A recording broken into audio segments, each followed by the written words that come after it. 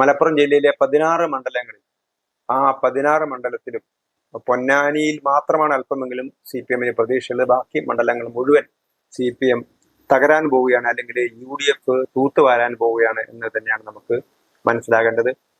Wandoor UDF തന്നെ കോൺഗ്രസിന് കൊടുത്ത സീറ്റാണ്. അവിടെ ഒന്നും യാതൊരു മത്സരവും കാര്യമായ മത്സരം നടക്കുന്നില്ല. വള്ളിക്കുന്നിൽ കാര്യമായ മത്സരം നടക്കില്ല, കൊണ്ടോട്ടിയിൽ കാര്യമായ മത്സരം നടക്കില്ല, ഏറനാട് കാര്യമായ മത്സരം നടക്കില്ല.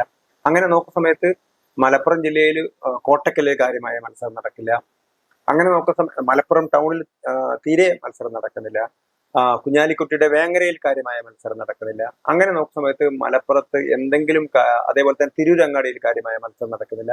അങ്ങനെ നോക്കുന്ന സമയത്ത് മലപ്പുറം ജില്ലയിൽ കാര്യമായ മത്സരം നടക്കുന്നത് തവനൂരിലും അതുപോലെ തന്നെ പെരിന്തൽമണ്ണയിലും അതുപോലെ തന്നെ താനൂരിലും പൊന്നാനിയിലും. കടുത്ത മത്സരം ഉണ്ടായാൽ പോലും LDF മലപ്പുറം ജില്ലയിലെ 16 സീറ്റിലും തുടച്ചു നീക്കപ്പെടാനുള്ള ഒരു സാധ്യതയാണ് ഇപ്പോൾ നമുക്ക് കാണാൻ കഴിയുന്നത്.